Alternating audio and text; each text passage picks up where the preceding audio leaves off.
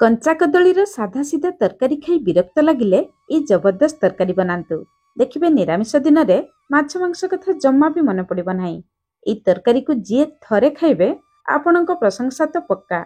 जय जगन्नाथ। मु सस्मिता आपण समस्त को स्वागत करुच्ची सस्मिता स्टार किचन को। वीडियो को शेष पर्यंत देखा अनुरोध रहा। आज तरकारी मु दुईटी बड़ साइज कंचा कदली नहीं। प्रथमे कदलीर डेम्फु को काटिदबा किंतु चपा छड़ेबा नहीं। सेमिति आमे कुकर रे दबा। एटी मु गोटे बड़ 5 लिटर प्रेसर कुकर नेछि। आपण चाहिले छोट कुकर रे भी दे परिबे।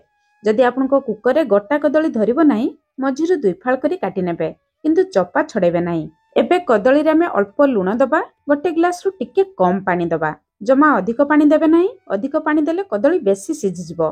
कदली बेसी सिझि भर्ता ही गले तरकारी रे खाइबा पई भल लागिबो नाही। गैस रो फ्लेम हाई रखी प्रथमे गोटे हुइसिल आसिबा पई छाडिबा। तापरे गैस रो फ्लेम लो रखी 2 रु 3टी हुइसिल आसिबा पई छाडिबा। तापरे बाहर को बाहर करी आनिबा। एपटे कढ़ई गरम करी आमे 2 रु 3 बड़ चामच सरिष तेल दबा। आपण आपनक हिसाब रे तेल कम बेसी करी दे परिबे। तेल को प्रथमे भलो भाबरे गरम करिबा। तेल गरम हि जिबा परे आधा चामच कंचा जीरा 2टी तेजपत्र दबा। जीरा को टिके तेल रे फुटिबा पई छाडिबा। जीरा फुटी जिबा परे 2टी मीडियम साइज रे पियाज दबा। पियाज को पूरा छोट छोट करी काटिकी देबे। देखिबे ग्रेवी बहलिया हो जिवो। गैस रो फ्लेम लो मीडियम रखी पियाज को हल्का लाल कलर हैला पर्यंत भाजिबा। एबे आमे गैस रो फ्लेम पूरा लो रखिबा। एपटे तरकारी पई मसला बनेबा। ग्राइंडर जार नबा। एटी मु 5टी बड़ साइज रो रसुण नेछि। आपण छोट साइज रो रसुण नउथले 10-12टी रसुण नेबे। 1 इंच रो अदा। तरकारी रे सब बेले रसुण अधिक देबे अदा कम देबे। एटी मु गोटे बड़ साइज रो टमाटो गोटे छोट साइज रो टमाटो नेछि। आपण चाहिले 2टी मीडियम साइज रो टमाटो नै परिबे। ता छडा किछि गरम मसला 2टी गुजराती 3टी लवंग छोट खंडे दालचीनी गोटे बड़ अलैच। गरम मसला मसला रे बाटी देले बहुत बढ़िया बास्ना बहुत बढ़िया टेस्ट भी आसे। ता छडा आमे अल्प किछि धनिया पत्र दबा। धनिया पत्र नाड़ सहित दे दबा। 2-3 चमच पानी दे मसला को चिकन भाबरे बाटी आनिबा। मसला रेडी हे गला। गोटे गिना नबा। ए गिना रे आमे गोटे स्पेशल मसला बनेबा। प्रथमे आधा चामच हळदी गुंड दबा। आधा चामच राग लंका गुंड दबा। आधा चामच काश्मीरी लंका गुंड दबा। काश्मीरी लंका गुंड बेसी राग न थाए तरकारी रे बहुत बढ़िया कलर आसे। आधा चामच जीरा गुंड। आधा चामच रु टिके कम गरम मसला गुंड। अल्प गोटा गरम मसला आमे मसला रे भी बाटीचे। गोटे छोट चामच धनिया गुंड दबा। एतिके गुंड मसला दे सारिबा परे आमे 4-5 चामच पानी देई मसला रे गोटे घोल पानी बने नबा। गुंड मसला को पानी करी तरकारी रे देले प्रथमत गुंड मसला तेल रे पड़ी जाई न थाए। द्वितीय रे तरकारी रो कलर बहुत बढ़िया आसे। तृतीय रे गुंड मसला रो टेस्ट तरकारी रे बहुत बढ़ी जाई थाए। एबे चलंतु कुकर रो प्रेशर रिलीज हला परे आमे कदली को चेक करिबा। कदली देखंतु बहुत बढ़िया सिझी जाईची। पानी अल्प अछि। कदली सिझी जाईची किंतु जमा घांटी नाही। एबे कदली को बाहर को आनी आमे ठंडा हेबा पई छाडिबा। कदली ठंडा हला भितरे मसला को चेक करिबा। एपटे देखंतु पियाज भी हमर लाल कलर हि असलानी। पियाज एतिके लाल कलर हे जिबा परे आमे बनै रखिथिबा मसलार घोल पानी दे दबा। गिना धोई गोटे रु 2 चमच पानी दे दबा। मसलार तेल बाहरिबा पर्यंत आमे भलो भाबरे कसी नबा। दर्शक बंधु जदि आजिर रेसिपी आपन मानकु पसंद आसीबो प्लीज वीडियो को गोटे लाइक करिवे निश्चय गोटे शेयर करिवे। चैनल ले नुआ थिले प्लीज तळे थिबा ब्लैक कलर सब्सक्राइब बटन रे प्रेस करी चैनल को सब्सक्राइब करिवे। मसला ऊपर को तेल आसी जिबा परे आमे बाटी रखिथिबा टमाटो मसला को दबा। ग्राइंडर जार धोई गोटे रु 2 चमच पानी दे दबा। मसला को टिके भलो भाबरे गळे नबा।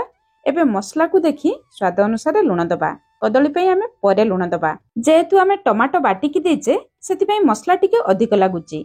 एबे ए मसला को आमे गैस रो फ्लेम लो मीडियम रखी कवर करी मसला रो तेल बाहरिबा पर्यंत भलो भाबरे कसी नबा। कदली ठंडा हे जिबा परे कदली रो चपा छडे नबा। कदली रो ए सिझा चपारू बहुत बढ़िया तरकारी हुए। जदि आपण मानकु सही तरकारी दरकार मते कमेंट्स करी जणाइबे। कदली रे आमे अल्प पानी देई सिझैतिले बोली कदली देखंतु भलो भाबरे सिझी जाईची किंतु जमा घांटी नाही। कदली जदि घांटी जिवो पानी पानी हि जिवो ताहले ए तरकारी खाइबा पई भल लागिबो नाही। कदली रे हल्का हल्का खंड रहिबो आपण माने सेमिति चकटिबे। हल्का खंड रहिले ए तरकारी रे खाइबा पई भल लागिबो। पूरा आलू परी चकटी गले खाइबा पई भल लागिबो नाही। एबे कदली को देखि स्वाद अनुसार लूण दबा। आधा चामच रु टिके कम हळदी गुंड दबा। आधा चामच रु भी कम राग लंका गुंड दबा। मसला रे आमे राग लंका गुंड देथिले। आधा चामच रु टिके कम जीरा गुंड। आधा चामच रु टिके कम धनिया गुंड। गुंड मसला आमे तरकारी रे भी देचे अल्प गुंड मसला देबे। गोटे छोट साइज रो पियाज दबा। पियाज को पूरा छोट छोट करी काटिके दे देबे। गोटे छोट चामच अदा रसुण छेचा दबा। 3-4ଟି ରସୁଣ, ଅଧା ଇଞ୍ଚରୁ କମ୍ ଅଦାକୁ ଛେଚିକି ଦେଇଦେବେ। ଭଲ ବାସ୍ନା ପାଇଁ କିଛି କଟା ହେଇଥିବା ଧନିଆ ପତ୍ର ଦେଇଦେବା। ପ୍ରଥମେ କଦଳୀ ସହିତ ଏଇସବୁ ମସଲାକୁ ଆମେ ଭଲ ଭାବରେ ମିଶାଇ ନେବା। ତାପରେ କଦଳୀକୁ ବାଇଣ୍ଡ କରିବା ପାଇଁ ଆମେ ସେଥିରେ ବେସନ ଦେବା। ବେସନ ଆମେ 2 ବଡ଼ ଚାମଚ ବେସନ ଦେବା। ଯେହେତୁ ଆମେ 2ଟି କଦଳୀ ନେଇଥିଲେ ସେଥିପାଇଁ 2 ବଡ଼ ଚାମଚ ବେସନ ଦେବା। ତାଠାରୁ ଅଧିକ ବେସନ ଜମା ବି ଦେବେ ନାହିଁ, ନହେଲେ କଞ୍ଚା କଦଳୀର ଟେଷ୍ଟ ଆସିବ ନାହିଁ, ବେସନର ଟେଷ୍ଟ ଆସିବ। ବେସନ ଦେଇ ସାରିବା ପରେ ଜମା ବି ପାଣି ଦେବେ ନାହିଁ, ସେମିତି କଦଳୀ ସହିତ ମିଶାଇ ନେବେ। ଦେଖିବେ କଦଳୀ ସହିତ ଭଲ ଭାବରେ ମିଶିଯିବ। କଦଳୀ ସିଝେଇବା ସମୟରେ ଅଳ୍ପ ପାଣି ଦେଇ ସିଝେଇଲେ ଆପଣଙ୍କ ମିକ୍ସଚର ଏମିତି ଶୁଖିଲା ରହିବ।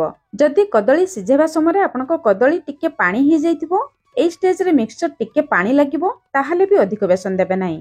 ହାତରେ ଅଳ୍ପ ତେଲ ଲଗେଇ ମିକ୍ସଚରରୁ ଅଳ୍ପ ନେଇ ଲେମ୍ବୁ ସାଇଜର ଛୋଟ ଛୋଟ ଗୋଲା ବନେଇ ନେବେ। ହାତରେ ଟିକେ ପ୍ରେସ୍ କରି କରି ଗୋଲା ବନେଇବେ, ଛାଣିବା ସମୟରେ ବାହାରକୁ ଆସିବ ନାହିଁ। ଦର୍ଶକ ବନ୍ଧୁ, ଆପଣମାନେ ଫେସବୁକ୍ ପେଜରୁ ଭିଡ଼ିଓ ଦେଖୁଥିଲେ ଦୟାକରି ଫେସବୁକ୍ ପେଜକୁ ଫଲୋ କରିବେ। ସବୁ ଗୋଲା ଆମର ରେଡି ହେଇଗଲା। ଏପଟେ ଆମେ ମସଲାକୁ ଚେକ୍ କରିବା। 5-6 ମିନିଟ୍ ଆମେ ଲୋ ମିଡିୟମ ଫ୍ଲେମ୍ରେ ମସଲାକୁ କଷିଲେ ଏବେ ମସଲା ଉପରକୁ ତେଲ ଆସିଯାଇଛି। ମସଲାକୁ ଯେତେ ଭଲ ଭାବରେ କଷିବେ ମସଲାର ଟେଷ୍ଟ ବଢ଼ିବ, ତରକାରୀର ଟେଷ୍ଟ ବଢ଼ିବ। ଏବେ ସେଥିରେ ଆମେ ପାଣି ଦେବା। ପାଣି ଟିକେ ଗରମ କରିକି ଦେବେ। ମସଲା କଷି ସାରିବା ପରେ ଥଣ୍ଡା ପାଣି ଦେଲେ ତରକାରୀର ଟେଷ୍ଟ ଭଲ ଲାଗେ ନାହିଁ। ପାଣି ଟିକେ ଅଧିକ ଦେବେ, କାରଣ କଦଳୀ କୋପ୍ତା ତରକାରୀ ଝୋଳ ଟିକେ ଅଧିକ ସକ୍ କରେ। এই ଷ୍ଟେଜରେ ଆପଣମାନଙ୍କ ପାଖରେ କସୁରୀ ମେଥି ପତ୍ର ଥିଲେ ଗୋଟେ ଛୋଟ ଚାମଚ ଦେଇପାରିବେ, ବହୁତ ବଢ଼ିଆ ବାସ୍ନା ଆସିବ। ଏବେ ଝୋଳକୁ କଭର କରି ମିଡିୟମ ଫ୍ଲେମ୍ରେ 4-5 ମିନିଟ୍ ଭଲ ଭାବରେ ଫୁଟିବା ପାଇଁ ଛାଡ଼ିବା। ଏପଟେ ଗୋଟେ କଢ଼େଇରେ ଆମେ ଅଳ୍ପ ତେଲ ଗରମ କରିବା। ମିଡିୟମ ହାଇ ଫ୍ଲେମ୍ରେ ତେଲ ଭଲ ଭାବରେ ଗରମ ହେଇଯିବା ପରେ ଆମେ କୋପ୍ତା ବୋଲ୍ସ ଗୁଡ଼ିକୁ ଦେବା। 1 ମିନିଟ୍ ପର୍ଯ୍ୟନ୍ତ ଜମା ବି ଚଟୁ ଲଗେଇବା ନାହିଁ। ଯଦି ତେଲରେ ଭଲ ଭାବରେ କୋପ୍ତା ବୁଡ଼ୁ ନଥିବ ତାହେଲେ ସ୍ପୁନରେ ଅଳ୍ପ ଅଳ୍ପ ତେଲ କୋପ୍ତା ଉପରେ ଦେଇଦେବେ, ଯାହାଦ୍ୱାରା ଉପର ଅଂଶ ବି ଭଲ ଭାବରେ ସିଝିଯିବ। 2 ମିନିଟ୍ ପରେ ଆମେ ଟିକେ ଏପଟ ସେପଟ କରି ନେବା। ଗ୍ୟାସର ଫ୍ଲେମ୍ ଲୋ ମିଡିୟମ ରଖି କୋପ୍ତା ବୋଲ୍ସ ଗୁଡ଼ିକୁ ଲାଲ କଲର ହେଲା ପର୍ଯ୍ୟନ୍ତ ଛାଣିବା। ଗ୍ୟାସର ଫ୍ଲେମ୍ ପୁରା ଲୋ ମିଡିୟମ ରଖି ଛାଣିବେ, ନହେଲେ ଉପର ଅଂଶ ବହୁତ ଜଲ୍ଦି ଲାଲ କଲର ହେଇଯିବ, ଭିତରେ ଭଲ ଭାବରେ ସିଝି ପାରିବ ନାହିଁ। ଏବେ କୋପ୍ତା ବୋଲ୍ସ ରେଡି ହେଇଗଲା। ଆବାଜ ଶୁଣନ୍ତୁ କେତେ କୁଡ଼ମୁଡ଼ିଆ ହେଇଛି। ଏପଟେ ଝୋଳକୁ ଚେକ୍ କରିବା। 4-5 ମିନିଟ୍ ଆମେ ମିଡିୟମ ଫ୍ଲେମ୍ରେ ଝୋଳକୁ ଫୁଟେଇ ନେଇଥିଲେ। ଝୋଳର କଲର ଦେଖନ୍ତୁ ବହୁତ ସୁନ୍ଦର ଦେଖାଯାଉଛି। ଝୋଳ ବି ଟିକେ ବହଳିଆ ହେଇଯାଇଛି। ଏବେ ଆମେ ବନେଇଥିବା କୋପ୍ତା ଗୁଡ଼ିକୁ ଦେଇଦେବା। କିଛି ଲୋକ ପ୍ରଥମେ ଝୋଳ ରେଡି କରି ନିଅନ୍ତି, ଖାଇବା ସମୟରେ ପ୍ଲେଟରେ କୋପ୍ତା ଦେଇ ତା ଉପରେ ଝୋଳ ଦେଇ ଖାଆନ୍ତି। ଆପଣ ଚାହିଁଲେ ସେମିତି ବି କରିପାରିବେ, ନହେଲେ ଏମିତି ଝୋଳରେ ବି ଦେଇପାରିବେ। ଭଲ ବାସ୍ନା ପାଇଁ ଶେଷରେ କିଛି କଟା ହେଇଥିବା ଧନିଆ ପତ୍ର ଦେଇଦେବା। କୋପ୍ତା ଦେଇସାରିବା ପରେ କେବଳ 2 ମିନିଟ୍ ଆମେ ମିଡିୟମ ଫ୍ଲେମ୍ରେ କଭର କରିବା। ଜମା ବେଶୀ ସମୟ କଭର କରିବେ ନାହିଁ, ନହେଲେ ଏଇ କୋପ୍ତା ବହୁତ ସଫ୍ଟ ହେଇଥାଏ, ବେଳେବେଳେ ଝୋଳରେ ଫାଟିଯାଏ। 2 ମିନିଟ୍ ପରେ କୋପ୍ତାର ସାଇଜ ଦେଖନ୍ତୁ ପୁରା ଡବଲ ହେଇଯାଇଛି, ଝୋଳ ବି କମିଯାଇଛି। ତାମାନେ କୋପ୍ତା ଆମର ଝୋଳ ସକ୍ କରି ନେଇଛି। ଝୋଳ ଦେଖନ୍ତୁ କେତେ ସୁନ୍ଦର ଦେଖାଯାଉଛି। କୋପ୍ତା ଜମା ଝୋଳରେ ଘାଣ୍ଟି ନାହିଁ, ପୁରା ଗୋଟା ଗୋଟା ଅଛି।